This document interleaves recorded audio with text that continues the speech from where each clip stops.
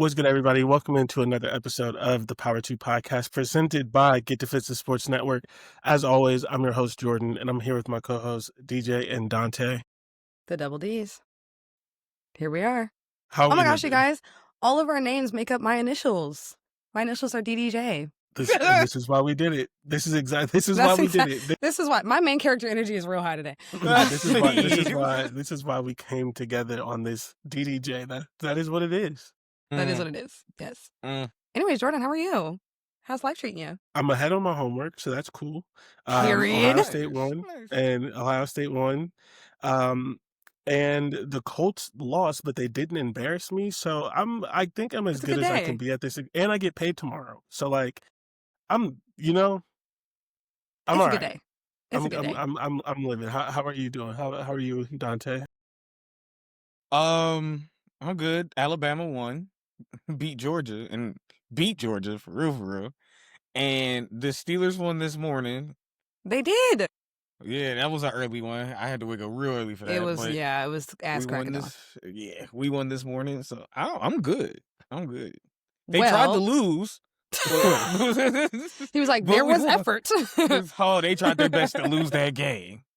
We were up 24-6 in the fourth, and it ended up being 21-24. Well, I got paid yesterday, so bless. Nice. That's exciting. But I paid bills, so whatever. We all do that. And then I accidentally like not overpaid a bill, but you know how like you have a bill that's like overdue, and then they add like the next bill onto it. Mm. I was trying to pay the past due balance, but I actually paid the full balance that was due. So you're adulting on accident. I did. You should pay that full balance. But I did. But the full balance wasn't due until October 8th. So I was going to, wait till the due date. I didn't need to do that yesterday. So I was going to pay the past due amount today and then pay. You see what I'm saying? How you spread it out a little bit. But at least that bill was my phone bill and I paid my phone off. I knew it was the phone bill. I be doing that. I do that all the time. Yes. Because why are these phones so damn expensive? And then like if you have a plan like by yourself, they are so upset that you are by yourself. They're like, why aren't you on a plan with your family? Friends, why aren't you on a plan with your mom? You don't got no little boot thing. You don't got no nothing. They're like, you ain't got no kids. You're not trying to cut this bill down by adding more to it? Like, yes, how about you add 7 lines but hold on, and then it's $8 a line? Like, what? Yeah, it really don't make sense, but that does happen. I'm telling you, I got a new phone with Verizon, and my bill went up like $5. Yeah. And I'm just like I added a line and it went up like 5. I'm like, what is going on? Like this is like y'all just be right. Like, yeah, you just be doing stuff. Yeah. But anyways, I got paid yesterday. Gosh, if we're gonna categorize our mental health in the context of sports, SMU had a bye week this week, so I didn't get to get embarrassed in that regard. Unfortunately, the Las Vegas Aces did embarrass me, and now I have to watch a game 5 on Tuesday that I don't fucking want to watch. And the Cowboys play the Packers for the first time today, which is why I am dolled up because I will be going to watch the slaughter. So I probably won't be having a good day today. That's the night game? That's the night game on NBC. I probably won't be having a good day today. No, it's not happening yet. Micah Parsons is ready to rip heads off. And honestly, I support him. So over under 3 sacks. Over. That's a high number. Our O-line is cheeks. That's what I'm saying. Like that's a high. Our O-line is cheeks. Like cheeks. I'm going under 3. I would do 2.5 sacks, 5 tackles. I wouldn't be surprised. I'm literally saying 3.5. That's why I said over. 3.5. I wouldn't be surprised if he ended this game with no sacks. And why would that be? Well, speaking of being sacked, Arkansas fired Sam Pittman. We're not. No sacks is crazy. Arkansas fired Sam Pittman. Brilliant segue. He is no longer the head coach down there. And he shouldn't be because that was embarrassing. It was. Notre Dame got smacked. Yeah, that's right. That's right. Up right. and down the field, just ass whooping. Ow! And that was Notre Dame's first win too. Who? Yeah, no, second win. The sad thing about this ass whooping is Notre Dame's defense has been bad for 3 games. Yeah, and Arkansas had put up a bunch of points against other people, and they made Notre Dame look like They the were best Georgia. team in the country. They just like that. Like it was just crazy. It just clicked for that day. And Yeah. you know, we don't talk about buyouts too much here because it's a boring conversation and everyone talks about it. But the way his buyout was structured, and this is the weirdest buyout I've ever seen in my entire life. Oh, let's talk about it. His buyout was structured to where if he got fired with a winning record since 2021, he's been there longer than that. I don't know why they chose 2021. If he got fired with a winning record since 2021, his buyout was 75% of what was due. If he got fired with a losing record since 2021, it was 50%. So I actually kind everyone of was like that. I'm not gonna lie. He still get a bunch of money. Yeah, they kind of have to buy him out regardless if they're firing him before the contract is over. But half his contract for being garbage. But that's the thing. He's Doc Rivers is getting paid so much. It doesn't. The reason why I ahead. bring this up is he doesn't have a losing record. He was like 23. He was like 23 and 21. So a lot of people were wondering if they were gonna wait to see if he loses enough games. 21. Oh my. Yeah, something like that. So a lot of people were wondering if they were gonna wait until he lost enough games to get the 50%, and they just said nah. So instead of getting like $6 million, he got $9 million. It could have easily happened too. So, well, that's not too bad for. I mean, compared to what I don't know what was said, but I'm saying I don't think that's too bad. $9 million with Arkansas, that's not a lot. That's a lot of iPad one more time. That's a lot of money they got to give up to a mediocre coach. Yeah. That's but true. when other people's buyouts is like that's a winning record. I mean, I guess I would have waited it out. I ain't gonna lie to you. I would have waited it out. It easily could have been 23-24 in 4 games. That's what I'm saying. I would have gave it a couple more games. Yeah. So it's just I just thought everyone was sort of trying to figure out what they were going to do. They decided to fire him anyways. And DJ, let me, because I'm not sure if you know this, and I'm not even sure if Dante remembers this. Let's talk a little bit of college football lore here. The interim head coach is Bobby Petrino. Do you know why that's interesting? Bobby Petrino was the head coach at Arkansas. Right. Do you know why he stopped being the head coach at Arkansas? Why would I know that? Well, it's because he got into a motorcycle accident with his side chick, found out, and this is in the South, remember, good Christian Southern values. Right. And then he lied about who was on the motorcycle with him and got fired. And I think there was other things and some other stuff around it. But essentially, he gets the job, he's doing whatever, and then he gets fired, he gets into a motorcycle accident, he has his side chick on the back. And I can't remember, I'm trying to figure out. Men are so embarrassing, like, oh my God. Whoa. Yes, I said what I said. I said what I said. Go ahead. Generalization. I said what I said. Please go ahead.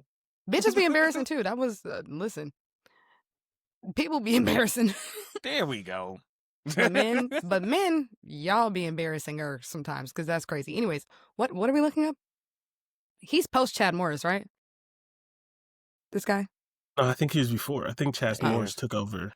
Oh, okay. That's right. I forgot this story. Yeah. So he was fired for cause on April 1st, 2012. He crashed his motorcycle on a 2-lane highway about 20 miles south of Fayetteville. He had suffered 4 broken ribs, a cracked vertebra in his neck, and numerous facial abrasions. Oh my God. In a news conference, Petrino said the sun and wind caused him to lose control. The university said no one else was involved in the accident. And a police report noted that former Arkansas volleyball player who was 25, and it spirals because I knew there was something else. Yeah. Who was 25 and had been recently hired as the program's player development coordinator for the football team. Yes. Go straight to hell. Yeah. And at this time, Petrino was a married father of 4 and was having an inappropriate relationship with Darrell for a significant period of time, and he had gifted her $20,000. He also violated the university's affirmative action policy in hiring Darrell, as the university required the job opening to be posted for at least 30 days before candidates could begin being interviewed for the position. He made the decision just to hire her. Now that was And so, stupid because yeah. why didn't you just follow the university policy? Like y'all can't wait 30 days. You're giving her 30 $20K. days, What the fuck? give some people to give a few interviews, give her the Give job. some fake Like interviews. Call it a day. every I've been other fake business. interviewed before. Like sometimes Yeah, this like, is how it goes. The NFL fake interview all the time. He was thirsty. All he the time. He wanted his little 25-year-old. He was giving her money, taking her motorcycle rides, giving her jobs, all that stuff. So That is so fired. This is what I mean by men are And- embarrassing. He has a wife. She put her life on the line 4 separate times to bring his spawns into the world, and this is how he repays He her. paid for everything, I bet. And then That doesn't matter. That's and still then- embarrassing. What? And then what? for a nice little date with a 25-year-old, he lost $18 million. And broke his neck, child. And about What to a get his mess. job back 10 years later. Yeah, that's crazy. Now that would be a plot twist. That would be a plot twist. So he's the interim head coach now because they hired him as the offensive coordinator. That's why I started this. See, you don't. Well, you didn't connect the dots. We I talked to did. him. I literally started You did not I say said he was the that. I offensive said coordinator. Bobby Petrino is the interim head coach, and then I got into how. Okay. Yeah. So he was hired as the offensive coordinator a year or so ago. He's now the interim head coach, and he's actively trying to get the job back. And so essentially, How are you even able to be hired as an offensive coordinator if you've already been fired? It was by the 13 years ago. Yeah. It's 13 years ago, and you're cheaper. Because you're a I coordinator guess. and not instead of a head coach. I guess. That's okay. Well, that's a lot of drama. Sorry to the Razorbacks. Yeah. So, So he's like actively petitioning to get the job back. We'll see if that happens or not. But yeah, so things go full round. There was no true punishment for crashing his motorcycle with a 25-year-old on the back. Broken ribs and vertebrae. Like That happens to people all the time. Don't drive a motorcycle. Okay, let's get into our power sweep because we're not gonna act like that's a real punishment. He was driving a motorcycle. That could happen to anybody. that can't happen to anybody. That is true. Dante, we're not. Anyways, power Moving sweep. on. Sports happened. We're There going to were start sports, with yes. TCU, Arizona State. And Arizona y'all can State. have it because I'm not watching Texas Christian University. Yeah, well, this is not really. It's wrong to say it's the beginning, so much as like the continuation of what we said. Like, I mean, it is early in the season, so it's sort of the beginning. But as we said, and this is not genius from us, it is just true that the Big 12 is going to cannibalize itself, and that teams were going to be good, and that things are going to happen. Everyone was really high on TCU. They got up to 24 in the country, and then they lose to Arizona State, who Arizona State previously lost to somebody last week. So like it's starting the cannibalization, Process. we don't know who's going to be good and not. Well, we do know until Texas Tech loses, we know that they're going to be good, but these other teams that we're sort of hoping to be in the sort of fray, hoping to be a contender, are starting to rack up some losses. TCU is no longer, well, I could probably tell you, but I'm not going to, but I imagine TCU is no longer ranked in the top 25. Arizona State gets a big win as they continue to sort of go up and down on their bounce back season, because as we all should remember, Arizona State made the playoffs last year. So Yeah, this TCU was this was a pretty fun game. I don't remember all of it because there were so many good games. There was a 17-point comeback. Yeah. So there's And that. this game was I do remember somebody had a big lead. Yeah, TCU did. Yeah. TCU was up 17-0, and then Arizona State scored 17 unanswered. TCU goes back up again, and then Arizona State scores 10 unanswered in the fourth quarter. And how did they get this ball back? Because I'm trying to remember. So they scored. It's 24-24 with a minute and 50 seconds left in the fourth quarter, and then they get the ball back, kick a 23-yard. It wasn't a punt? 23-yard field goal. That sounds like a punt. It can't be because it was 5 plays, 9 yards. There had to be an interception or a turnover. Let me see if I can 5 find plays, 9 yards. That's not a first down. I'm looking at the play-by-play. I'm also trying to figure out what's going on. TCU punt, fumble, interception. That was it. They do a pick. So he threw. Is that what happened? But Yeah. Okay. Yeah, okay, they got okay. their field. Arizona got their field goal and then they threw an interception, and Arizona and then the game was over. TCU threw an interception. That makes Oh sense. no, sorry, that's not what happened. That is what happened, but that's not. Sorry, this is bad podcasting. TCU had two turnovers in the last 2 minutes. Yes. Arizona gets a touchdown to make it 24-24, and then TCU fumbled. Josh gets sacked. It's a sack fumble. They get the ball on essentially the TCU 25, something like that. They run 5 plays, go nowhere, kick a field goal. It is then 27-24, and then TCU throws an interception to end the game. Yeah. In a matter of literally like 30 Dante's seconds. Face is sending me. In the matter of like 30 seconds, they get 10 points because of a touchdown and then a sack fumble. So that was a good game. That was also on Friday. It really started the weekend. That's what I thought. The game. Okay. Another game that was on Friday that's not on our list, but it's going to be on our list. Florida State loses to Virginia. Sure did. Yeah, that was a big deal. And that was fun because for some reason, people, not us, people really sort of were buying the hype of Florida State. And here's the thing: I'm not going to do that. I'm not. Didn't they beat? I'm not Isn't it because they were they in the game with Florida? Did they beat Florida? They beat Alabama. But Alabama's not that good. A gauge for anything anymore. But like, so they made Florida State a top. I mean, they beat Georgia. They made Florida State the number 8 team in the country, and they were doing all this hype and all this playoff stuff and all these other kind of things. And here's the thing: this is still important, right? Like, I'm not going to pretend that like Florida State's not going to have a decent season. Anything is better than what happened last year, but we do not have to pretend like Florida State is a national title contender. They lose 46-38 in double overtime against Virginia. That is one of the best Friday night games in a long time. No defense. None, not a single lick of defense to be played. 46 and that's okay. points. Like, no we don't defense. need defense. But like, this game was interesting all the way up to the end. Like, Florida State gets the touchdown to send it to overtime on 4th and 11 with 36 seconds left. That is exciting. And then they share field goals. And then Chandler Morris, who's playing like crazy, scores a touchdown, 46-38. Florida State loses. Again, Florida State, anything's better than what happened last year, but we do not have to pretend that they are a national title contender. Do you know who else we do not have to pretend like is a national title contender as much as they would like to pretend that they are, even though they haven't been in years? Clemson. I know that's not the answer, but go ahead. USC. Oh, yes, USC loses to Illinois. That was also a really good game. Like, that was one of the noon window was fun.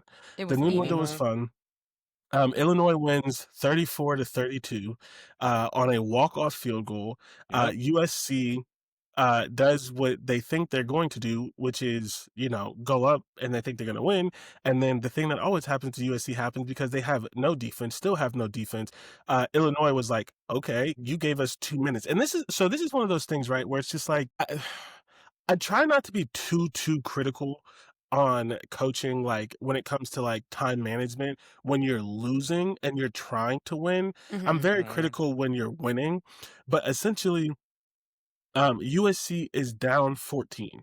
They score a touchdown. They go for 2. They're down 6. It looks genius. But then they score too quickly, and they score. They don't make Illinois take any timeouts. So essentially, they score at the 2-minute warning. Illinois gets the ball back with 1:55 left and 3 timeouts. Down 1. And it's just like winning. It's hard. It's hard to like be too critical because you're losing. So like your goal really is to score, but it's like you kind of scored a little too quick in that situation to where you gave them 2 minutes and 3 timeouts, and so Illinois just walked down the field. The 2-minute drill, and there we go. and kicked the field goal, wins the game 34-32. But this is one of those things where it's like 2 minutes to get in field goal range is crazy. Yeah, like that's it. Like and it especially with the new kickoff rules and stuff like that. Yeah. Oh wait, there's no new kickoff rules in college. Never mind. Not in college. It's new-ish, but not new. It's not like the NFL. The NFL's kickoff rules are so stupid. Listen, Oh my gosh! It at Just least stop brought doing kickoffs it. back. It at it's least brought working kickoffs back. for what they're trying for what they wanted. It's working, but I can't say it's amazing. Jaden Mayeva threw for 364 yards and 2 touchdowns. He had himself a Mekhi game. Lemon had 11 receptions, 151 yards, and 2 touchdowns. Love And that for him. he is the singular reason that they won that were game. even in this game. Yeah. He was catching. He was catching hospital balls. He was getting wide open. He was catching balls on third down, touchdowns. Like anytime they needed something, they went to him. He was catching everything with reckless abandonment, no care for his life. His quarterback didn't care for his life either, and it didn't matter. He caught everything. So shout out to him. He made himself some money. Like straight up, He has straight a really down. cool name. He made himself some money. I ain't even gonna lie though. Like with USC being down and they're scoring quickly to giving them 2 minutes to still win the game.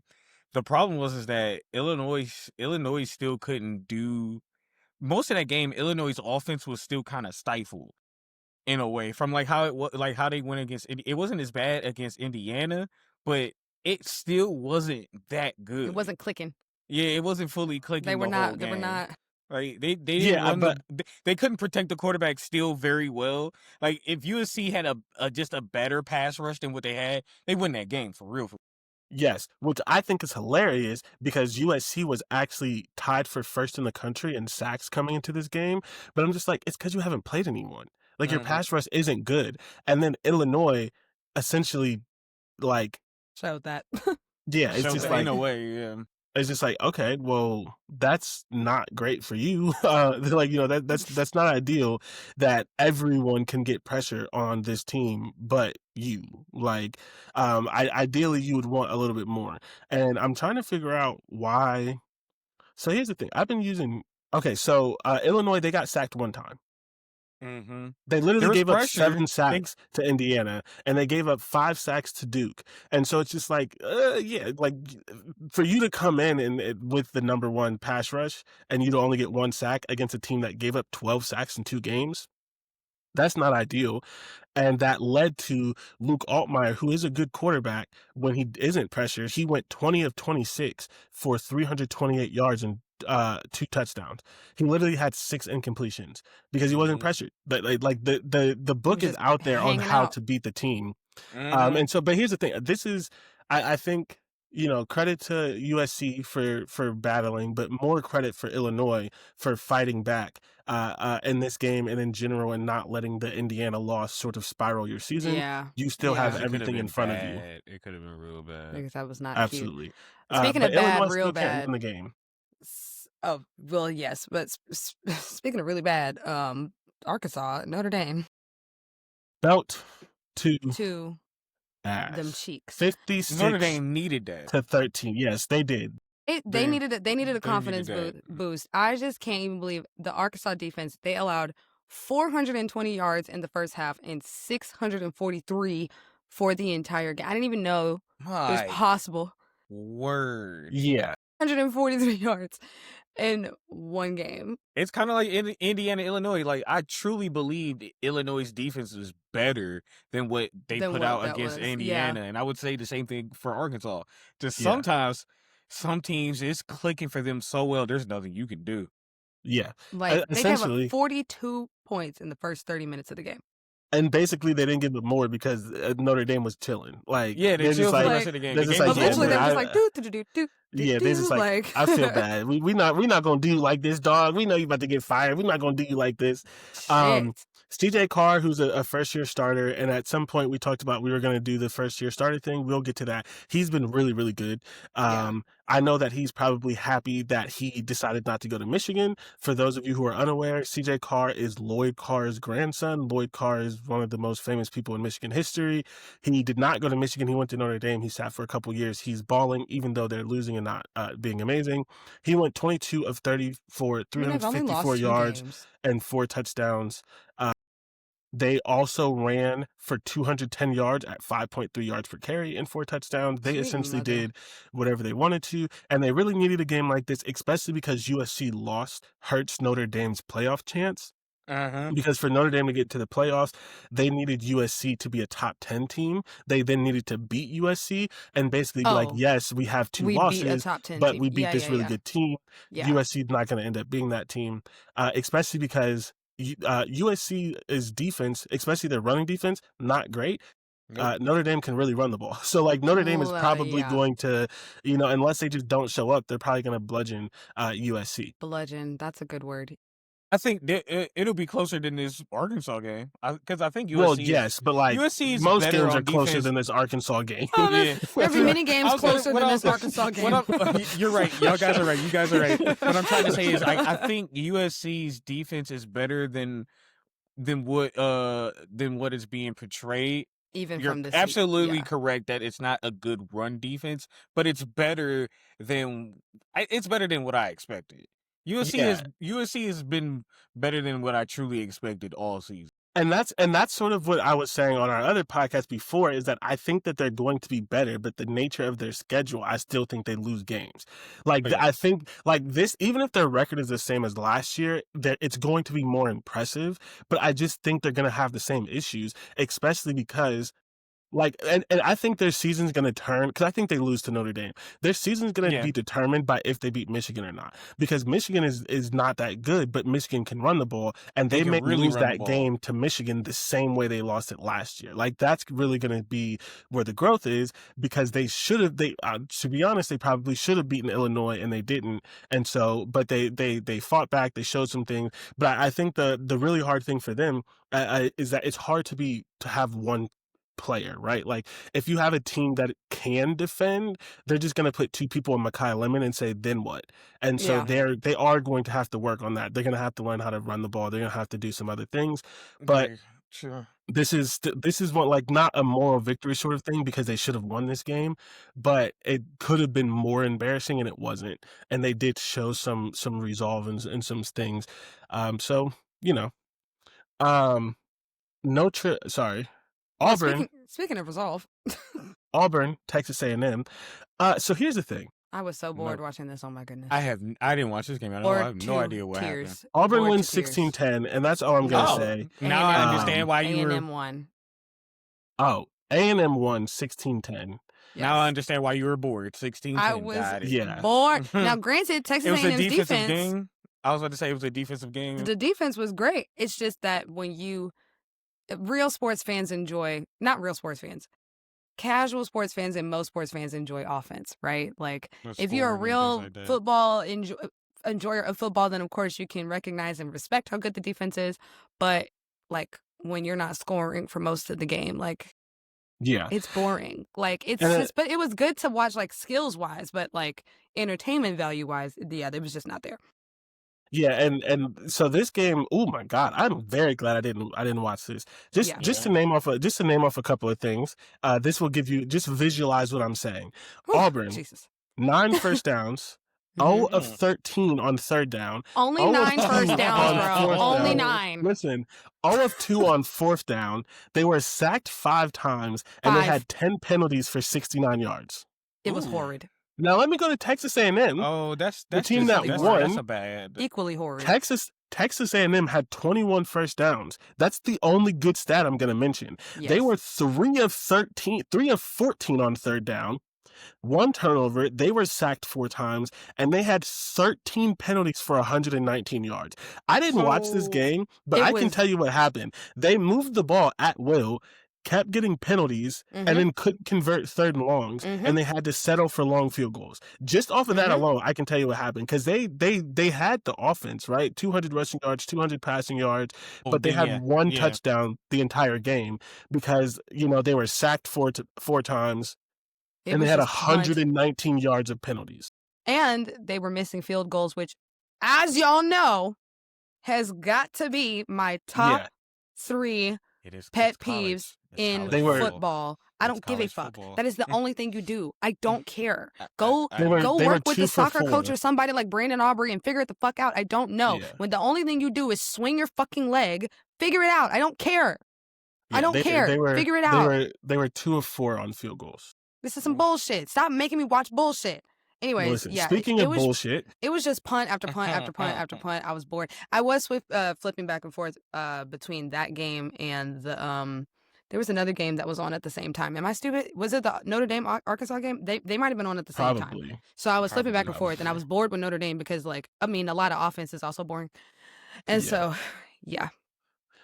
Well, I was also bored with the next game. Speaking of bored, I was also bored with LSU and Ole Miss. I ain't gonna lie. LSU, Ole Miss. Ole Miss beats LSU, and this is just like the thesis of this show. The thesis. They literally put LSU number 4. They said they were going to win a national championship. And here's the thing. Now, I thought LSU, the people who put them number 4. It is a tough, it's been a tough thing all season. As you guys know, I don't read the press when it comes to LSU's offense. They've been a favorite all season. Is god awful. It is so bad. Like Garrett Nussmeier is working himself out of the NFL. Well, not out of the NFL, out of the first round. But the most depressing He's like, not the NFL. He will get picked up. The most depressing, if nothing else, his dad's going to draft him. But like, he's still good. I think he's fine. Wait, who's his dad? Brad Nussmeier, the offensive coordinator for the Saints. First of all, don't talk to me like I'm stupid because I don't know every offensive coordinator in the NFL. Well, I don't just walk around with that knowledge. The last name did sound familiar. Hold on. We are not going to do that because the tone of my voice was because I couldn't remember his name. You're not going to sit here and act like I'm talking. Yeah, don't play me on this here podcast. We are not going to do that on this here podcast. I was like, I don't know every offensive coordinator in the NFL. That is a waste of my time to know that. I was about to say that name did Either sound way, familiar. Though. I don't even know if his name is Brad. It's something Nussmeier. He's the offensive coordinator for the Saints. He's grew up in Louisiana. He goes to LSU, and if nothing else, the Saints are going to draft him because their quarterback is Spencer Rattler. So he's going to get drafted, but he was going to get drafted earlier. The Saints have had 3 or 4 years to draft a quarterback, and they've had some years. How long has Drew Brees been retired? They refused. I think Drew Brees is either Hall of Fame eligible or will be next year. So 4 or 5 years. He's on the list for this year upcoming year. 5 years. Boom. There you go. Jesus Christ on a motorbike. Anyway, so the really sad thing for LSU, it was unfortunate to watch, is they ran the ball 22 times for 57 yards. That's pathetic. They averaged 2.6 yards. Yeah, 2.6 yards per carry. Yeah. They had it's just you can't win games if you can't run the ball. Oh, Cherry! Like you just can't. And here's the thing: I'm happy for this kid, right? I'm happy for this kid, but you cannot be losing to D2 transfers. Yes, you can. Trinidad Chambliss was a hell of a name. What a name! When I said it the first time, I was like, "That's a lit name." Yeah, he goes in. He throws for 314. Hey, that's national champion Trinidad Chambliss to you, my boy. Yeah, he won a national championship at Ferris State in Detroit. To Ole Miss, which Detroit to Mississippi is crazy. But you just can't lose to him. You just can't lose to him. And he did, and they did lose to him. I wonder what Brian Kelly was like angry a couple weeks ago because someone asked him why his offense sucked, and then 2 weeks later, offense still sucks. Still sucks. You know? Yeah. He had 314 passing yards and 71 rushing yards. He went 23 for 39. I mean, he looked great. He looked fantastic. Times? Yeah, he was inaccurate. He was inaccurate, but he did enough. Listen, he did enough to win. And what do you expect from a there had to be big plays. There had to be big plays in that. Let me see. There's definitely some more than 20-yard passes. It was punt central for a while. Then there was some fumbles. Yeah. There were some picks. Yeah, there was a 32, 26, and 25. There we go. Okay. There we go. Yeah.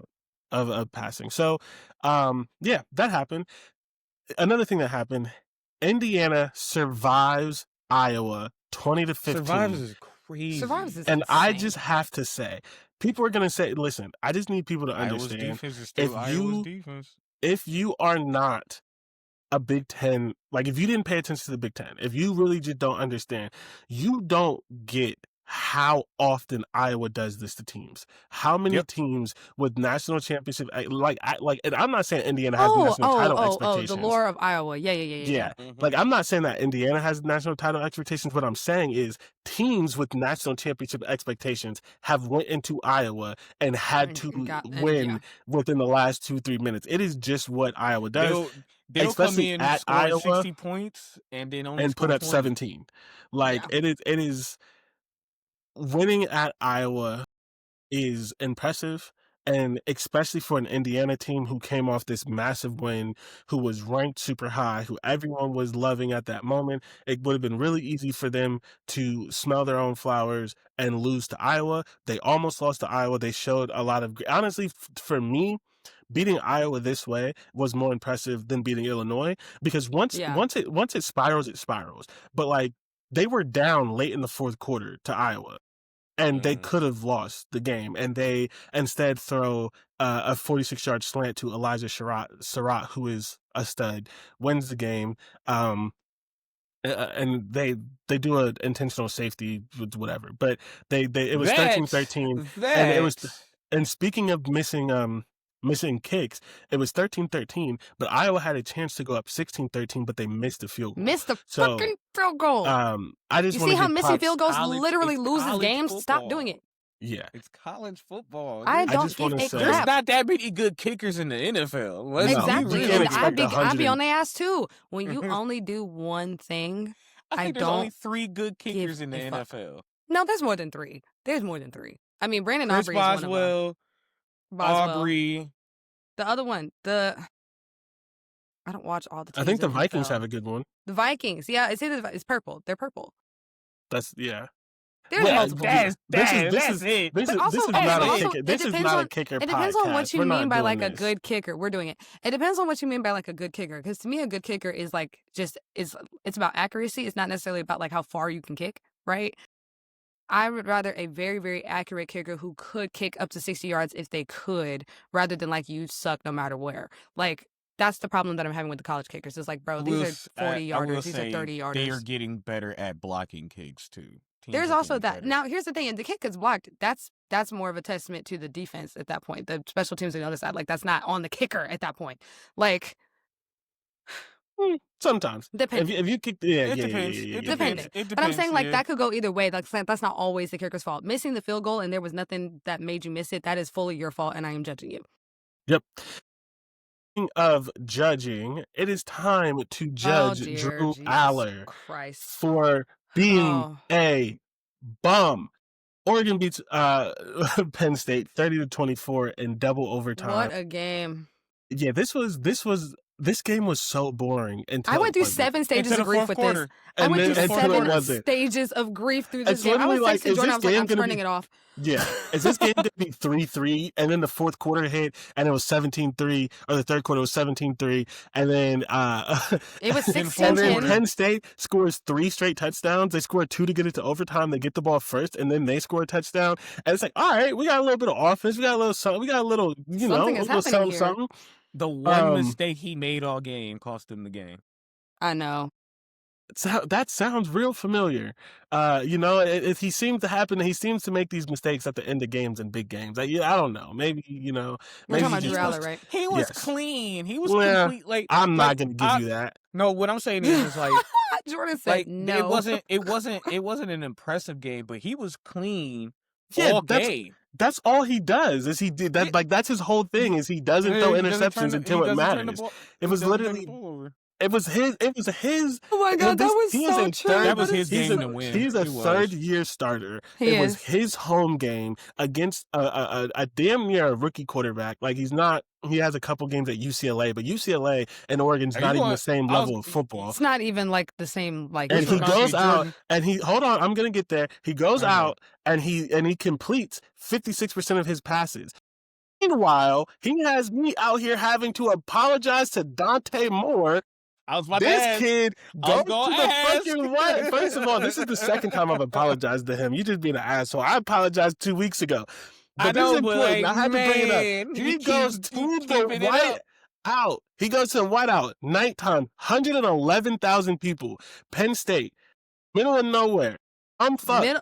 cold and as he all the fuck. throws Cold as all hell. It ain't cold yesterday. 3 touchdowns. I meant like when I went. 248 yards, 74% completion percentage. He did whatever he wanted to. It's still I'm not crazy even sure that only happened in the third quarter. In the overtime. It did. But I think the most impressive thing, because this game did suck for a little bit, is just that for a while, for the entirety of the game. He didn't press, right? Like when you're not doing well and like you don't have a whole lot of yards and you're not putting up points, he didn't press. He didn't throw any interceptions. He didn't make any mistakes. He just let the game come to him, and it did come to him, right? So they go up 17-30, and that's not his fault that they ended up losing. That Oregon's defense forgot how to play football and let bum ass Drew Allar put up 21 straight points. But he then goes but like think about it, right? You're up like. Football, especially for young quarterbacks, is so narrative-based, right? You're up 17-3. You think you have a win. They put up 14 points.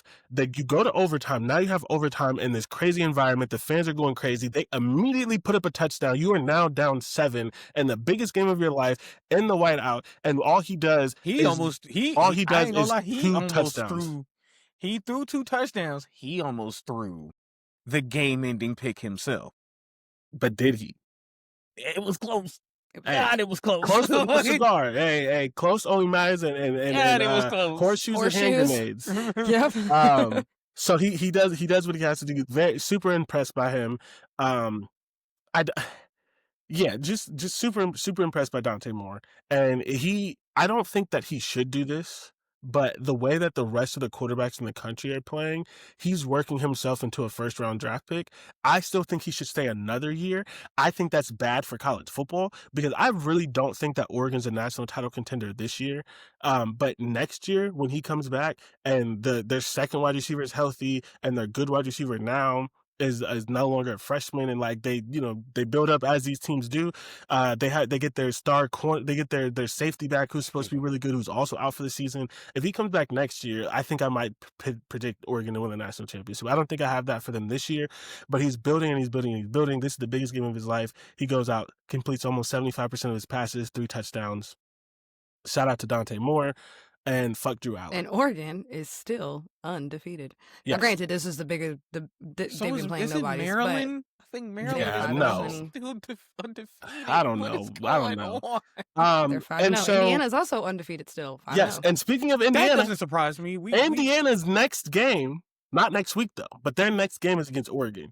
So we're going to find out a lot because I try not to be... Someone's going to get their first We're going to find out a lot about that defense. Yeah, and see, that's the thing. Like, everyone's doing this thing where it's like, oh my God, this was 2... Like, we talk about this sometimes on this podcast where it's like where 2 teams play the next game that we're going to talk about, and they play a close game, and everyone's like, oh my God, that was 2 national title contenders going at it. And sometimes it's 2 packs of ass. I don't necessarily think that this is 2 packs of ass. I am in the waiting room of hell. I think that there are things in this game that should scare both of these teams because they both play Indiana. And I am even more, I know we said it last week, but I'm even more confident that Indiana beats one of these 2 teams. Yeah, and it's not both. Like, I would say Indiana might be able to beat both. I'm gonna say it might be both. The one thing though is that Oregon's biggest problem that had been there since last season and going into this game is that they couldn't stop the run. I don't know if this was Oregon getting their shit together to stop the run or Penn State still can't run the ball. I think it's that one. I need to see it again from Oregon before I say it's them, because Penn State, despite bringing back both their running backs, hasn't looked good running the ball all year. It's like the craziest thing I've seen. Every team before Penn State was Northwestern ran the ball for almost over 100-some yards against Oregon. Everybody's been running the ball on Oregon. I'm gonna say that was Penn it might State. end up being Penn State losing to Indiana if Oregon. Now we'll see if Indiana can run the ball for 100-some yards on Oregon. Then Penn State can't run the ball. Yeah. So I just think I think if I had to pick one, I would say that Indiana probably beats or Penn State. But the reason why I think Penn, and we'll talk about this more as we get there, but the reason why I think Indiana can beat Oregon is I wasn't super impressed and haven't been all year with Oregon's defense. With their defense, yeah.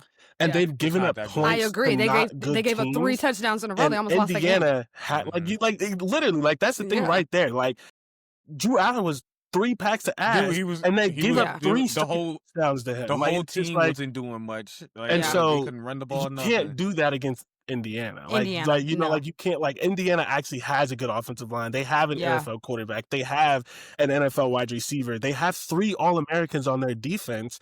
That's going to be a game that really tests Dante more. I imagine that he's going to do well, but Indiana is a team that all he has to do is throw 1 interception and 1 sack fumble, and the game could get out of hand. So it's just like, well, that's why when you said that you feel like they could beat Penn State, I'm like, they could 100% beat Oregon. I think Oregon. I almost am leaning more towards Indiana beating Oregon. Because if Penn State could run the ball, it had any inkling of a running game, Penn State wins that game. Yes, this game with this is Oregon, what I'm going to say against Oregon. They win that game. Yeah, I agree. I'm gonna say this straight up, straight down. Indiana beats Penn State, and they can beat Oregon. Here's the thing that sucks for Penn State, though. They play Indiana the week after playing Ohio State. What you're saying? I feel the opposite. I feel like Indiana beats Oregon, and they can beat Penn State. I feel the opposite. Because I'm like, Oregon to me is more beatable than Penn State is, even though Oregon just beat Penn State. Especially how Indiana plays offense. Yes, they will beat Oregon. Right, but you also have to consider the one thing for me though. They play Indiana a week after they play Ohio State, and they play. Wait, Indiana plays Penn State. Penn State plays Indiana the week after they play Ohio State. Yes. Okay, keep going. So I think that could spiral and just be 2 losses for them. Which is why I said that. But either way, but they play. Me and Dante's reactions. I'm sorry, Dante was like, "Yeah," and I was like, "Okay." Like I get what he's coming from. I understand what you're saying too. My whole thing is like with how they're both on a bye. Oregon's defense and how Indiana, because Indiana's offense is all around. Oregon's defense isn't even good at the pass defense either. Yeah. No, the secondary is not that good. As Jordan says, it's just their run defense is worse. That's all that is. Yeah. So most teams just run the ball on them because they know they can. You're right. At this point, I'm leaning to them just beating both of them because I think they beat both. I think they beat both. That's what I was about to say. I think they beat Oregon. Both. Penn State gives them a run for their money, though. Oregon, but I don't think it's. The last thing I'll say about this, so we're not here forever, is that it is at Oregon, and we saw Ohio State get whatever it wanted to against Oregon, make 2 mistakes and still lose. So because it's at Oregon, I do think there's a chance that it looks like they're better and they do just one thing. But coming off a bye, I think I trust Indiana a little bit more. We'll see in 2 weeks. We'll see I was going to say again, Oregon almost lost to Penn State, dude. Like we said, each team was literally a mistake away from losing that game. It just happened to be Penn State that made the mistake. Yeah. But I'm sorry, I'm holding Oregon's feet to the fire for 3 touchdowns in a row. That's the problem for me. That comeback like that, because if they just scored 3 times, that's different than 3 times in a row. They wouldn't have done that against Ohio State. They wouldn't have done it against Indiana. That's what I'm telling you. Exactly. They would not have done that against any other defense. I don't even think they would have done it against Alabama. They wouldn't do it against Texas. Like that, and that's why I say I don't think there's national championship. And my thing was is that as soon as Oregon went up 17-3. Penn State came down and just easy drives. They went down. It was easy. It was not stopped them and then walked them down again. That's why I'm like, I don't know about Oregon's defense. I have no confidence. Because again, even with Penn, I still believe Penn State's the better team because they showed it once they kind of locked in. They were the better team. But the problem is Drew Allar is the quarterback. If they had a quarterback. But the thing is, he locked in. He did. It was great. But he had the one mistake, yes. But that's what I'm saying. Had that pick not been thrown? Hold on. You can't just say he had the one mistake for a third-year starter who people are talking about as a first-round pick. He completed 56% of his passes. If he completes 65, they might win. You don't get to erase the 3 quarters at the way that the game played out. At the way that the game played out. I also think if they had the a touchdowns running at the game, end was the but they should. You're not wrong. You're not wrong. But that's what I'm saying. If they had a running game, he completes 65% of the passes because he throws the ball less. We've watched 3 years of this. Defending Drew Allar still is crazy. There's not a defense of Drew Allar. It's not a defense. Played by a first-year quarterback. I don't agree with that. I do not agree with that. What I'm saying is that I'm not defending Drew Allar. I'm just saying there's more to say about Penn State's rushing offense than their passing offense, because their passing offense got them into 3 overtime. TDs in a row. And honestly, yes, okay, we can Monday night quarterback all day and be like, has there not been an interception? I'm sorry, that was going to a third OT. They were going to win they were going to get another touchdown. Like, that we would have been probably still sitting here watching this game. Like, and that's Oregon's fault. That's Oregon's fault that we got there, because y'all should have taken care of business. You were up 17-3. Like, right, but it was deep, and it was like 7 minutes to go in the fourth quarter. It was like the game was almost over. It was like like the game was almost over. I got up and went to go to Taco Bell, and I was still listening to it, and I was like, a touchdown, another touchdown, another. What the hell? The game was almost over. That's why I went to go to Taco Bell. But yeah, I'm sorry. I think I hear you on all of your points, though. But if I'm gonna, like, I'll say it with my chest. Indiana beats both of these teams, and that's fine.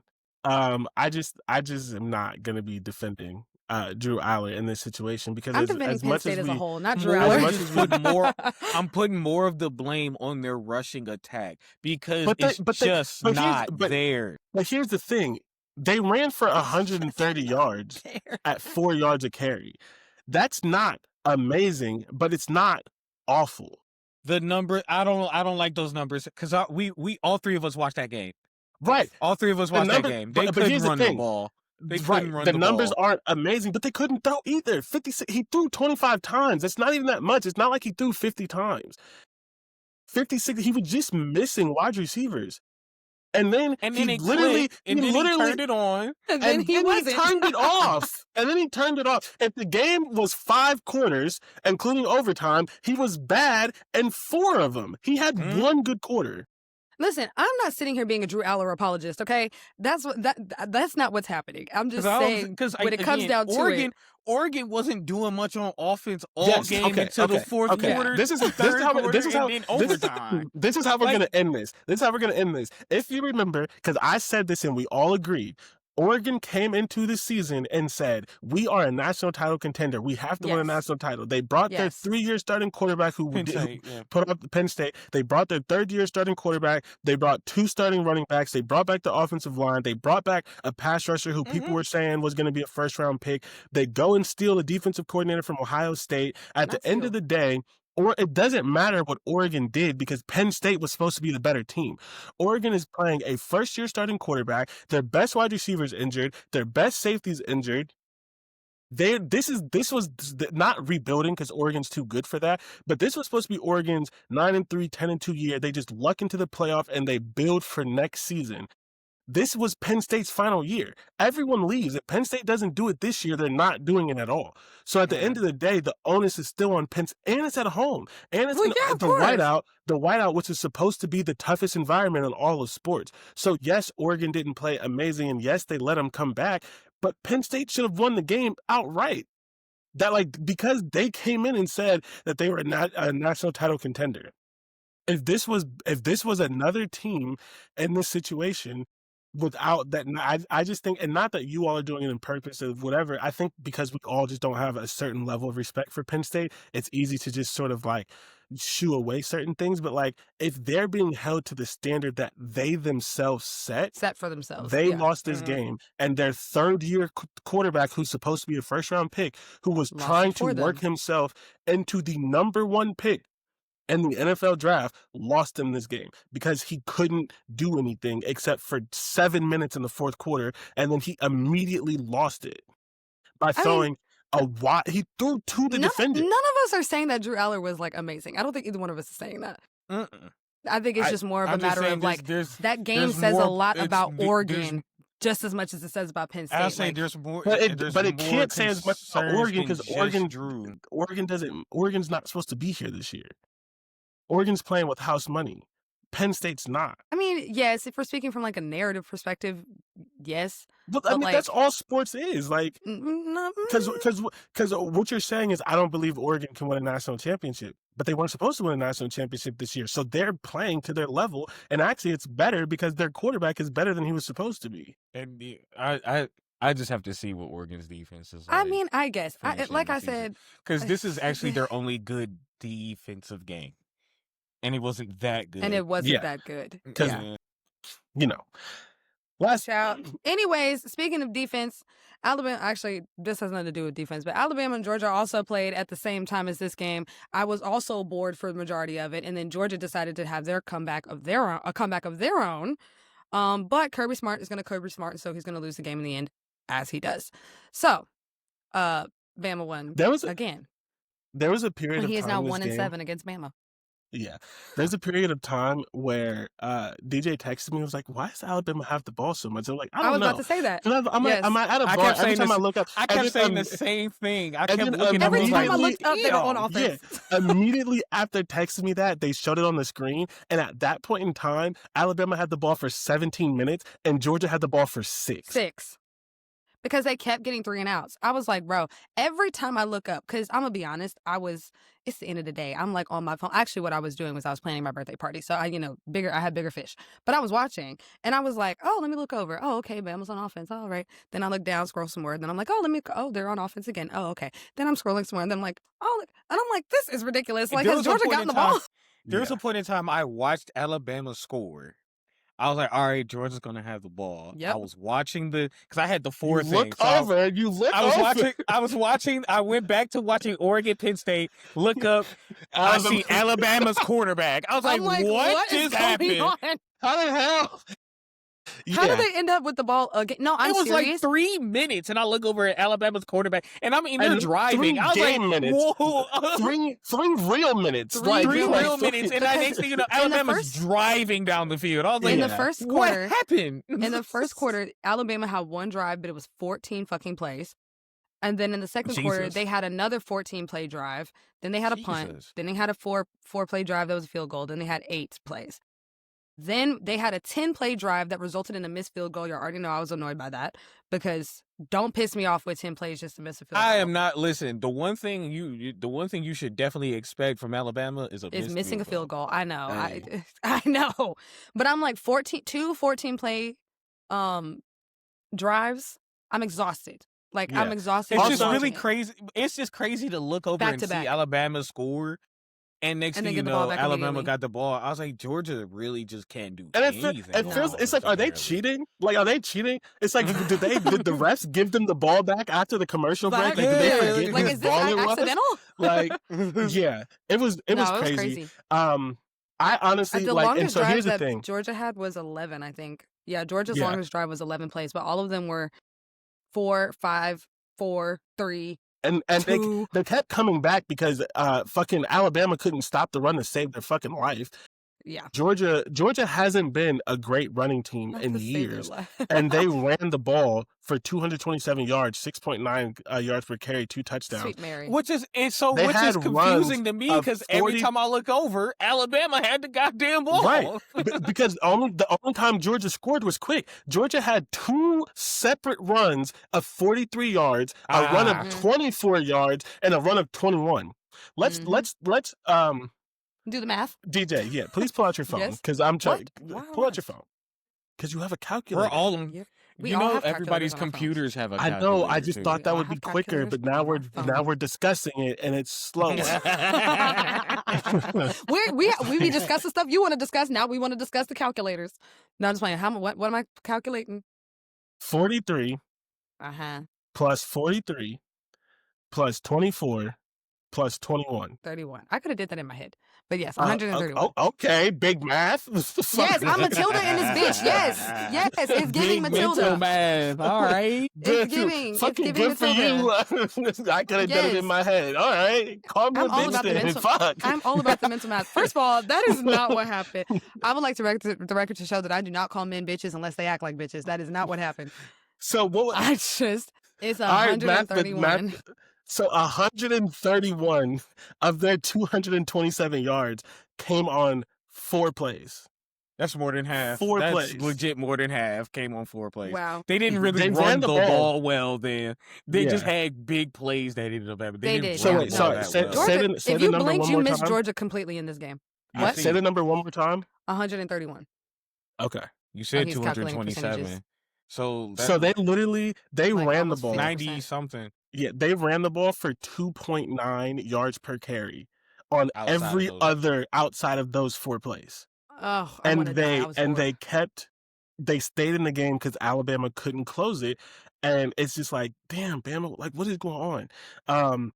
Ty Simpson had a solid game though, but the part of the problem is Alabama can't run the ball. So like they're doing all these things, but they can't take time off the clock really because they can't run the ball. They ran the ball for 3.1 yards per carry. Like they barely had they ran the ball 38 times. They had 117 yards. Like they couldn't run the ball. That throws me off because DJ just said 14 play drive, 11 play drive. And it's all short passes. It's all short passes. It's all boop, boop, boop, check downs. They're running through, throwing the ball through passing. Yeah. Okay. It's slants and bubbles and shit like all that. Of that. So, but Which is listen, incredibly boring after a while. May I say? I just want to give incredibly boring. And I know this is Alabama, so you really shouldn't give them this kind of credit, but they are a young team and things like that. I just want to give them credit for one thing. They go up. Hold on. Where am I at? Where's the score? See how hard it is to give Bama credit. You can't even finish the Okay, so sorry. So they're up 17-7. Georgia scores a touchdown with 2 minutes left in the fourth quarter, and Georgia gets in the second quarter, and Georgia gets the ball at halftime. And most teams at that point, they play conservative. They don't score. Georgia gets the ball. Georgia scores after halftime, and now they're up 21-17, and it's a different game. With 2 minutes left, Alabama goes 8 plays, 90 yards, gets a touchdown right before half to make it 24-14, and that essentially was the game because Alabama doesn't score again in this game. They didn't score for the last half. But being aggressive there, but had 11 play drives and wasn't scoring. But getting aggressive there and having that is literally what won them to get the game. So I wanted to give them credit there because a lot of people wouldn't. Georgia gets the ball, and it's not even just a Georgia thing. This happens. That's a 2-minute drill. You kind of have to. But so many coaches don't do it correctly, or they just don't score. They don't execute whatever it is. And so I just wanted to give them credit because when I saw them when they scored there, I was like, okay, they're gonna win this game because like they stole the momentum. Georgia doesn't get to go into the half with this momentum and get the ball back, and they did ended up winning, even though they didn't score another touchdown, which is crazy.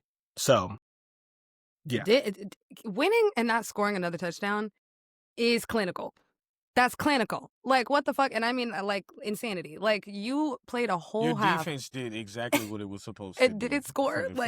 Honestly, period. Your offense slipped up, but your defense did exactly what it was supposed to do. Even if you gave up points, it did exactly what it was supposed to do to finish that game. Yeah. But I will say, just to sort of wrap up the power sweep because we're an hour in, but like I will say, I came into the Oregon and Penn State and the Bama and Georgia game incredibly bored and incredibly over it. I was already bored by the games that I watched earlier, because as we've already agreed, the most interesting games happened at like 11 o'clock that morning. It is 9 p.m. I'm bored with the football.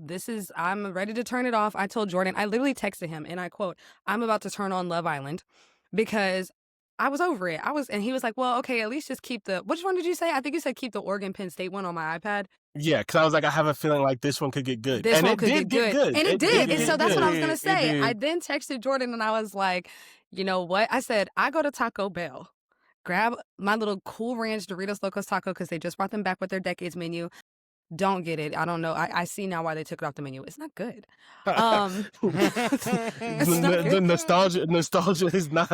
I was so irritated because I like the nacho cheese one. The nacho cheese one is delicious.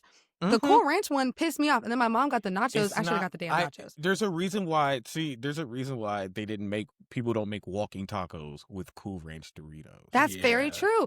See, I like a walking taco with the chili cheese Frito. Anyways, those are good too. Yes. Anyways, this is not a food podcast. What I'm getting at is I went to go get my Taco Bell. I come back, it's 24-21 and it's 17 it's tied. It's about to go to overtime. And I'm like, well, this is why you don't turn the games off.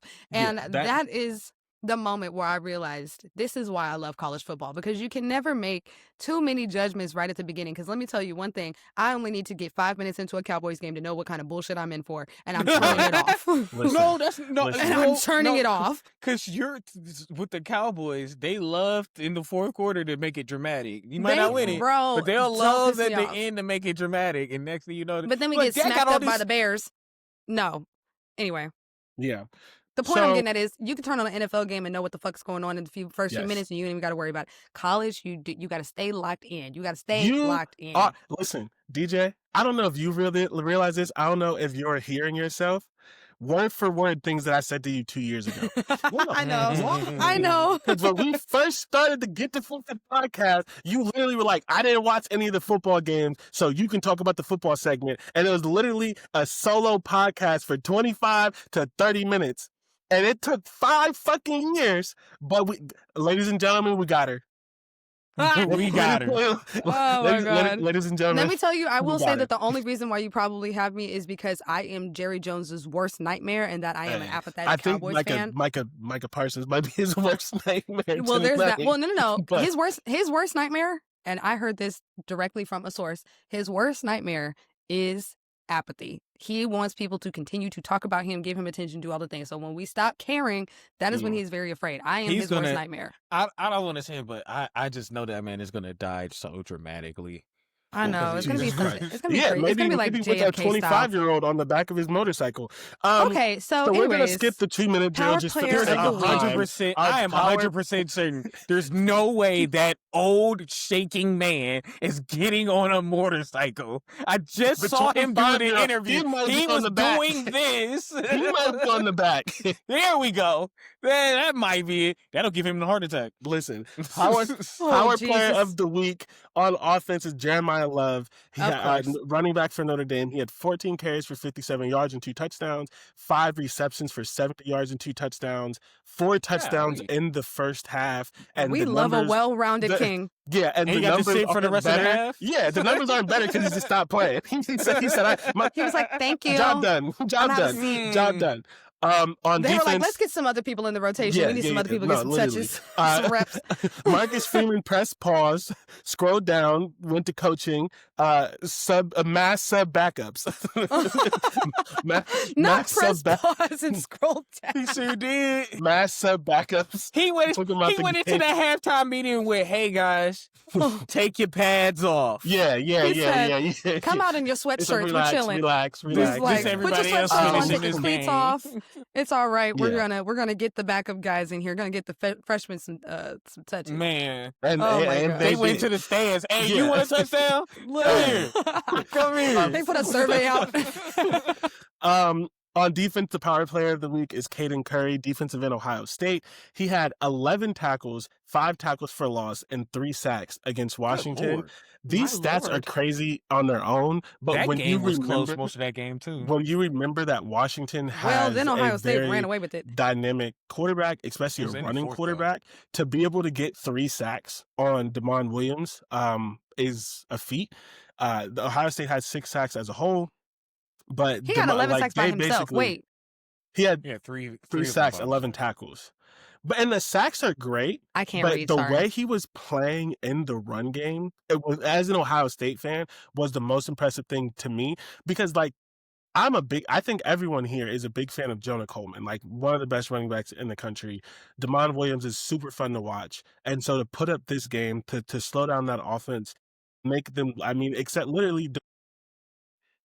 Jonah Coleman ran for 70 yards, and one of it was a 35-yard run where Caleb Downs got held and they didn't call it.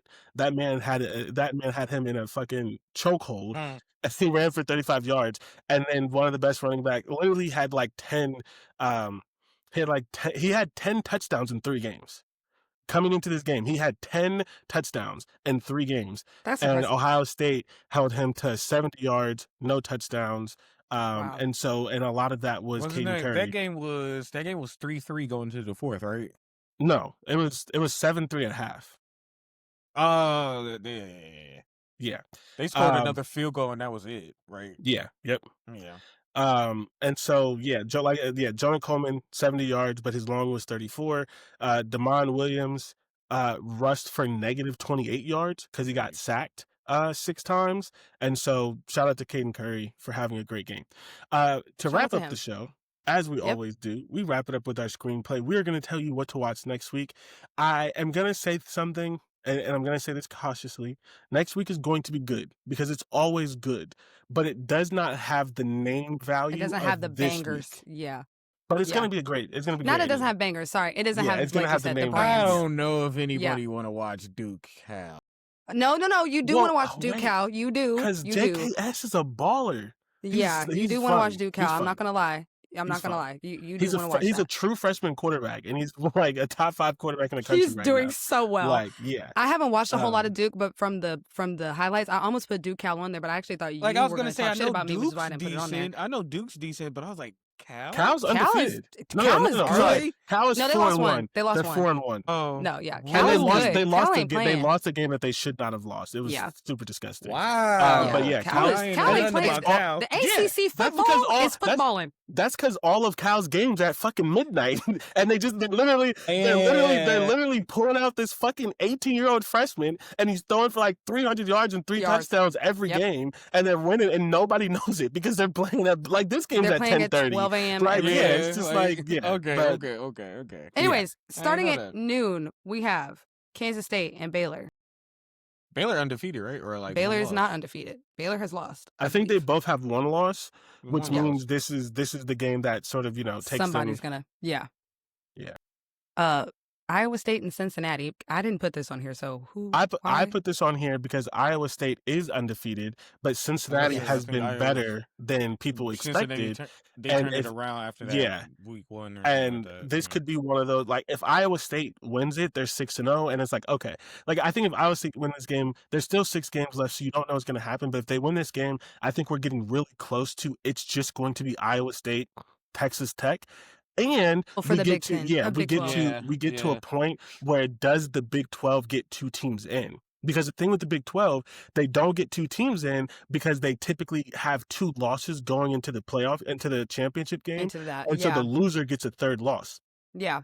If Iowa State wins this game and they keep winning, it's looking like either one of them is going to be undefeated or they're going to have max 1 loss, which means it could be what happened to the ACC last year where they both get in. And so this is the game. Both of the teams from the ACC this year aren't getting in. Right. And so this could be like literally the ACC is cannibalizing itself and Iowa State and Texas Tech just keep winning. So this game is on here for that reason. Midday, we have Vanderbilt and Alabama. I put this on here for a couple of reasons. Number one, obviously, it's a SEC matchup that actually does have some sort of weight to it because Vanderbilt is actually playing good football. Crazy. It's hard to believe, but it's something that they have done consistently now. They beat Bama last year. To me, it wouldn't be that hard to believe. I told you, college football is going to be a lot more competitive all around now that we have NILD. Oh, yeah, for sure. I agree because Vanderbilt is doing very well, and Bama is on the cusp. So obviously they beat Georgia, which a lot of people would say is a big win. We watched the game, so we know that. Well, Georgia was ranked 2. It's technically a big win. It is technically, but that's what I'm saying. A lot of people would say that, but like we actually watched the football, so. So Bama, and I just think Bama and Vandy is just going to be fun this year, just simply because like the vibes, right? Like because of what happened last year. It's in Alabama this year. It's just going to be fun. Vandy last year, right? And also it's just like. Vandy lost the game, right? So, like, Alabama it doesn't feel good about this. If Vandy wins, they're 6-0 with the win, like 6-0, right? And Vanderbilt. If Vandy wins, Alabama has 2 losses. 2 losses, and one of them. Oh gosh, yeah. I think this game is going to be fun. It's huge. It's going to be a fun time. What's probably not going to be fun is SMU Syracuse, but it's on here. Yeah, we all get a little homer pick. We all get a little, every once in a while.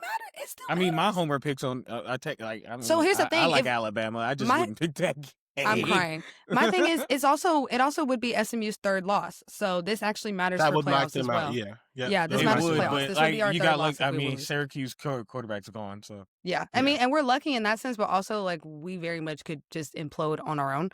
So. There's also that. I don't know how good Syracuse really was before their quarterback went down. So that good. We'll see. Hopefully it's a dub. It's at home. It's our family weekend, so it'll be a good time. I'll be working my little booty off, and I will be there. But yes, and then of course we have Is Florida? Yes. Another SEC matchup with Texas and Florida. I have not gotten a good look at Arch Manning since the first week, so this will be interesting for me just for that. So the reason why this is on here, right? Arch Manning hasn't looked amazing. Florida lost to LSU 20-10, but they threw 5 interceptions. They then lose to Miami 26-7, but Miami puts up most of those points in the fourth quarter. The reason why I'm bringing this up is Florida's not a good team, but their defense is really good. And they've made 2 teams that we thought were going to be good. We found out that LSU is not, but 2 teams that we thought were going to be good really worked for the win, even though their offense couldn't score. So if Arch plays how he's played previously, like Florida could upset Texas just because Arch doesn't do what Garrett Nussmeier and what Carson Beck did to ultimately lead his team to victory. I'm not predicting that. I think Florida's offense it's going to turn the ball over as well. I agree, because Texas's defense, yes. But I think this game, even though I expect Texas to win, I think this game tells us a lot about Texas, because Texas might win this game like 17-7 on a pick 6, and Arch throws like 2 or 3 interceptions. And if that happens, even in a win, we can say that Texas is not a national title contender. So like this is on there. He's like, oh no, my bad. I got no, because I got the Dallas game up, and like, just why are there 2 receivers in the same area? See, this is why I haven't turned it on yet. I am watching. No, I'm talking. That was Green Bay. That was Green Bay. Okay, I was like, I'm watching the Minnesota Lynx and the Phoenix Mercury. So we'll get into it in the WNBA when I say about WNBA. But yes, in the evening. We have Texas Tech, Houston. This is literally everything that I said about Iowa State, Cincinnati, just same thing. Houston has been better than we thought. Oh, Houston's undefeated. Texas Tech, like this is big for the Big 12. And then Miami, Florida State. Florida State just lost to Virginia. Miami is going to lose a game that they shouldn't, because people think they're going to win a national championship. And wouldn't it make the most sense? Wouldn't it make the most sense for them to lose to Florida State after Florida State lost to Virginia? Actually, I think it makes more sense for them to lose to SMU on November 1st, but we'll go with this. But that might be their second loss. Yeah. Okay. We're not saying they're only winning once. I think Miami gets this game and solidifies themselves as the best team in Florida. The best Florida team. They are. They are. They are. Even if they lose, they're still the best team in Florida. It's probably a crystal ball. He's going to lose again eventually. And I think it can be this one. Like, I think it's coming. Here's the thing. I feel like it's coming a little bit later. That's really what I was getting at. Yes, I'm being a homer in that, but I feel like it's coming a little bit later. Yeah. And then the After Dark game, we already said it. Duke Cal, JKS, if you're awake, versus a pretty solid Duke defense. You should watch that game. So because football is on, DJ has plans. We're going to wrap up the show. And with our last 2-minute report, as we always do, my last 2-minute report is literally going to be 30 seconds. I went to the bars yesterday, and the bar fucking lied to me. I went to a bar to watch the end of Ohio State, Washington, and then to watch the big games. And we go in and we say, hey, you see that TV right there? As you do in a bar, can you put on the Ohio State game? This nice, sweet lady comes back and she says, my manager says that we don't get that channel. Oh, they do. You don't get CBS? You don't get nationally televised CBS? But you had Peacock on? You had the Peacock game on? You had Indiana, Iowa on Peacock on? Y'all got Paramount Plus, but you don't have CBS. So we left and went to another bar to watch the game. But it's just like, and then it's funny because we came back because we had a reservation because we wanted to watch the later night game. And the bartender came up to us and was like, and she didn't know. Like, I think she found out later. She came up and was like, yeah, they were lying. And I was like, we know, but we just didn't want to press you about it. Like, what were we going to tell you to do? Go argue with your manager? We just let it slide. But it's like, yeah, she fucking lied to us. You don't get CBS, dog. We're not asking for a game on ESPNU. Like, we're asking for CBS. Like, we're not talking about SEC Network. Yes. I'm watching CBS on my YouTube TV right now. What are you talking about? So, it's literally on YouTube TV, the first channel. like next you go to live, it says CBS. Under that, NBC, Fox. ABC. What are you talking about? ABC, CBS, NBC, Fox. It's not difficult. My friend was like, I can put up an antenna right now and get the game. Thank you. What? Not an antenna. Oh my goodness. But he's not wrong. No. Mine is gonna be quick, but obviously the WNBA playoffs are on. Please keep watching them. Like I said at the beginning, unfortunately have to be doomed to watch the Indiana Fever play basketball again. I am very, very tired of watching them play basketball because I'm tired of watching Caitlin Clark act like a bitchy brat on the fucking bench. I'm over it. So I am ready for them to be done. But unfortunately, we are still here. Now, the main point of my 2-minute warning is that there needs to be something done about this officiating. Like, I'm not even kidding. Like, there has to be an overhaul. This is ridiculous. It has gotten to a point where it's like, the calls are very, very lopsided, first of all. It doesn't really matter, like, which team versus which team. The calls are just always ridiculously lopsided. But, like, people are getting injured off of, like, no calls. And people are First getting, time? like, what? First time? No, I'm just saying, like, I think that the officiating, like, in the WNBA, to me personally, is like the most egregious. Like, I think there's a horrible officiating in a lot of professional sports, so it's like it's not a particularly WNBA the early problem. 2000s NBA, like that's what Exactly, I was like, first yeah. time? Like, so I'm like, this is not a particularly like new problem. This is something that goes on in professional leagues. I just think that or this the is James like Harden era. Ugh. yes, I just think that this is the first time that the WNBA is getting a lot of heat for it, and they should, because these officials are ass. Like, it's actually really bad, to the point where like a coach Cheryl Reeve, just look up Cheryl Reeve on Twitter and you will see the clip. Like, I thought she was gonna start throwing hands with the refs. Like, she was so angry, like stomped out onto the court, was yelling and screaming, was telling the fans fuck you, came onto the presser, did not take questions, just said everything fucking sucks. Like, she kept dropping F-bombs in the presser.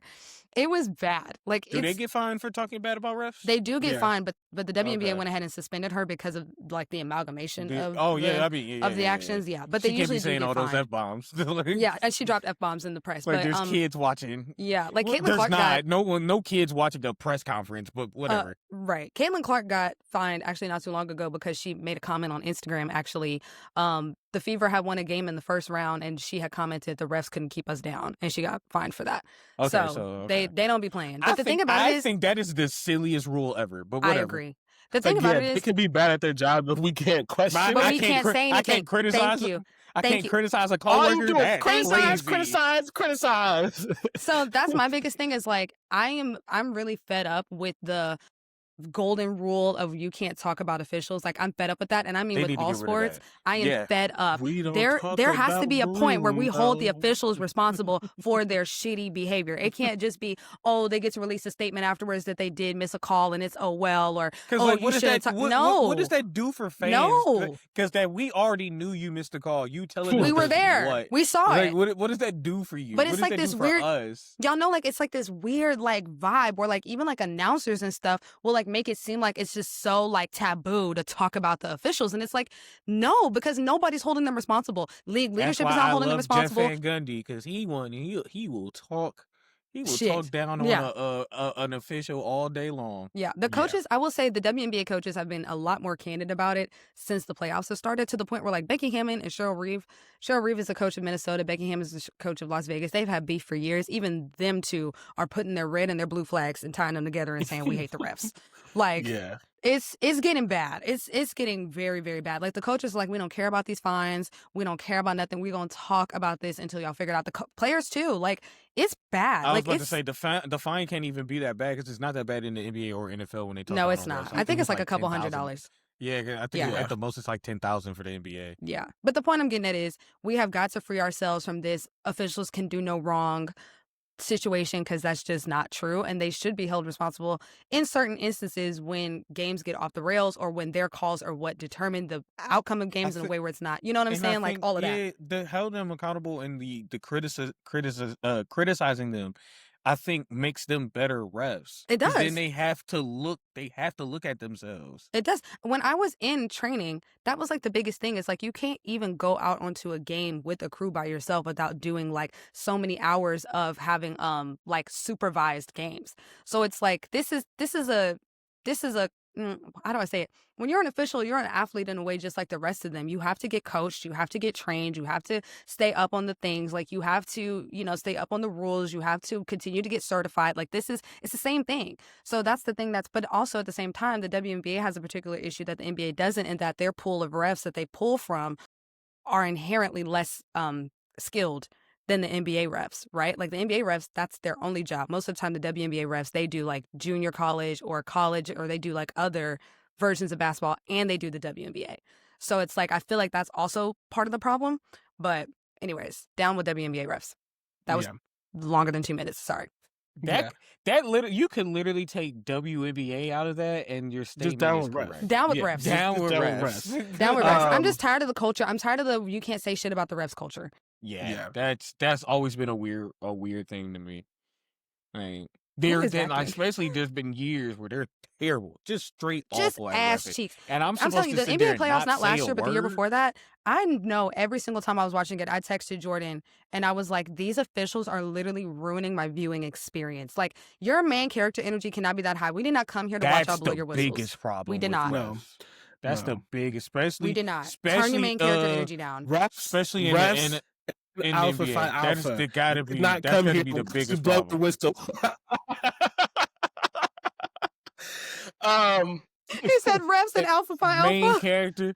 That main character syndrome or that whatever, that is the Put biggest the problem with whistle repping in the NBA. Oh my gosh. I don't know if it's like in their Gatorade or what, but I'm like, bro. Like, I remember I was getting pissed off. I was like, I shouldn't even know a ref's name. I know like 3. I know the names of the refs that I don't like. I know their names. That's how high your main character energy is. And then there's a couple of refs. Scott Foster. I shouldn't know his name. And then there's a couple he of has refs. his own edit. He has his own TikTok edit.